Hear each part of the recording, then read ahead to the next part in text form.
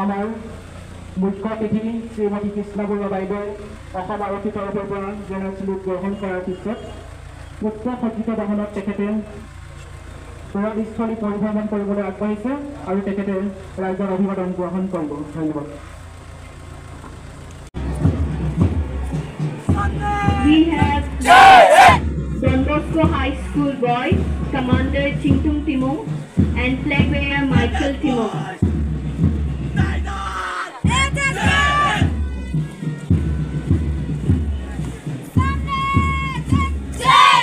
Followed by Jisung English High School Hamden, Commander Jukim Ingti, flag bearer Longthi Lengthe. The best boys!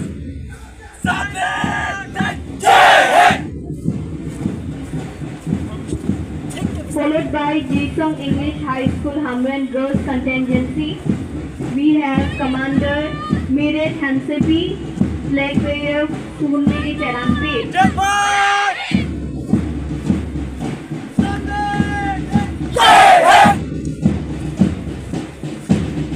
Lastly, we have Don Bosco Band Party, Captain.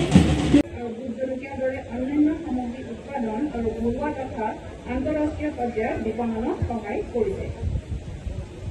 প্ৰধানমন্ত্ৰী কৃষি সিঁচাই যোজনাৰ অধীনত 2023-24 বৰ্ষত আমি 8,325 hectare ভূমি সামৰি বিভিন্ন পাম্প ছেট ইতিমধ্যে বিতৰণ কৰা হৈছে। এই পদক্ষেপে কৃষি পদ্ধতি উন্নতি কৰাৰ বাবে আমাৰ কৃষকসকলক সহায় কৰাৰ বাবে আৰু অসমৰ কৃষিখণ্ড যাতে অবিৰতভাৱে বৃদ্ধি আৰু সমৃদ্ধিশালী হৈ থাকে তাৰ বাবে আমাৰ অবিৰত দায়বদ্ধতাক প্ৰতিফলিত কৰে। পঞ্চায়ত আৰু গ্ৰামোন্নয়ন বিভাগে গ্ৰাম্য আন্তঃগাঁথনি উন্নতিকৰণৰ বাবে গ্ৰামাঞ্চলত লোকৰ জীৱন ধাৰণৰ মান উন্নতি কৰাৰ অৰ্থে বিভিন্ন আঁচনি ৰূপায়ণ কৰি আছে। বিভাগটোৱে লাভ কৰা সফলতাৰ ভিতৰত উল্লেখযোগ্য সফলতা হৈছে প্ৰধানমন্ত্ৰী আৱাস যোজনা গ্ৰামীণৰ অধীনত প্ৰায় 80% ঘৰ ইতিমধ্যে জনসাধাৰণক দিয়া হৈছে। লগতে মহাত্মা গান্ধী ৰাষ্ট্ৰীয় গ্ৰাম্য নিয়োগ নিশ্চিতি আইনৰ অধীনত সকলো পৰিয়ালক 100 দিনৰ কৰ্মসংস্থান দিয়া হৈছে। লগতে মিছন অমৃত সৰোবৰৰ যোগেদি 2625টা অমৃত সৰোবৰ খনন ইতিমধ্যে সম্পূৰ্ণ হৈছে। বহন ক্ষমতা সুনিশ্চিত কৰিবলৈ চৰকাৰৰ ভূমিত থকা সম্পূৰ্ণ হোৱা এই সৰোবৰসমূহক আমি ক্লাষ্টাৰৰ CLF ক্লাষ্টাৰত হস্তান্তৰ কৰা হৈছে আৰু যিয়ে আয় সৃষ্টিকাৰী কামত নিয়োজিত হ'ব। অসম ৰাজ্যিক গ্ৰাম্য জীৱিকা অভিযান অসম চৰকাৰে আৰম্ভ কৰা মুখ্যমন্ত্ৰী মহিলা উদ্যমিতা অভিযান আঁচনিখন 2024-25 বিত্তীয় বৰ্ষৰ পৰা ৰূপায়ণ কৰি 29 লাখ মহিলা SSG সদস্যক গ্ৰাম্য ক্ষুদ্ৰ উদ্যোগীসকললৈ সহায় কৰাৰ লক্ষ্য লোৱা হৈছে। এই আঁচনিৰ অধীনত উদ্যমিতামুখী হিচাপে আৰ্থিক সাহায্য প্ৰদান কৰাৰ বাবে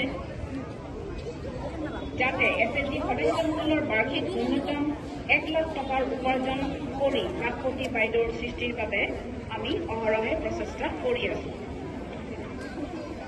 লোক নিৰ্মাণ বিভাগ যাত্ৰী আৰু মালবাহী যাতায়াতৰ বাবে পথৰ ওপৰত আমাৰ নিৰ্ভৰশীলতাৰ প্ৰতি লক্ষ্য ৰাখি অসমৰ বাবে পৰিবহণ অতি গুৰুত্বপূৰ্ণ। 2001 চনৰ লোকপিয়লৰ ভিত্তিত গ্ৰাম্য অঞ্চললৈ সকলো বতৰৰ উপযোগী মৌলিক পথ সংযোগ প্ৰদানৰ লক্ষ্যৰে PMGSY 1ৰ সফলতাৰে ৰূপায়ণ কৰা হৈছে। PMGSY 2 আৰু PMGSY 3 ৰূপায়ণৰ লগে লগে আমি গ্ৰাম্য পথসমূহ উন্নতিকৰণ কৰিছোঁ। বৰ্তমানলৈকে অনুমোদিত 3073 কিলোমিটাৰ পথৰ ভিতৰত PMGSY 3ৰ অধীনত 3306 কিলোমিটাৰ পথৰ কাম ইতিমধ্যে সম্পূৰ্ণ হৈছে। PMGSY 3ৰ পৰৱৰ্তী কামৰ বাবে অতিৰিক্ত 569 কিলোমিটাৰ পথৰ বিশদ প্ৰকল্পৰ প্ৰতিবেদন দাখিল কৰা হৈছে। মুখ্যমন্ত্ৰী পথিপথ নিৰ্মাণ আঁচনিৰ অধীনত 2995 কিলোমিটাৰ পথৰ কামৰ বাবে 2022-23 বৰ্ষত 2330 কোটি টকাৰ অনুমোদন দিয়া হৈছে।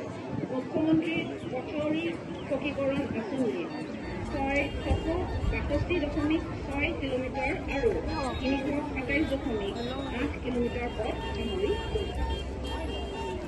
ৰাজ্যত ক্ৰীড়া আন্তঃগাঁথনি উন্নয়নৰ বাবে কৰা হৈছে জিলা মুখ্য কাৰ্যালয়ত 119 জিলা ষ্টেডিয়াম আৰু বিভিন্ন বিধানসভা স্থানত 41খন মিনি ষ্টেডিয়াম নিৰ্মাণৰ কাম চলি আছে আৰু 2025 চনৰ ভিতৰত সম্পূৰ্ণ কৰাৰ লক্ষ্য লোৱা হৈছে।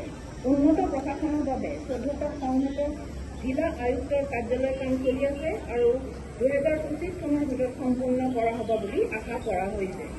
বিদ্যালয় শিক্ষা বিভাগ আমাৰ চৰকাৰে 2024 চনৰ শিক্ষাবৰ্ষত ক শ্ৰেণীৰ পৰা অষ্টম শ্ৰেণীৰ আৰু নৱম শ্ৰেণীৰ পৰা দ্বাদশ শ্ৰেণীলৈকে চৰকাৰী প্ৰাদেশিক চাহ বাগিচা পৰিচালিত আৰু ভেঞ্চাৰ স্কুলৰ ছাত্ৰ ছাত্ৰীসকল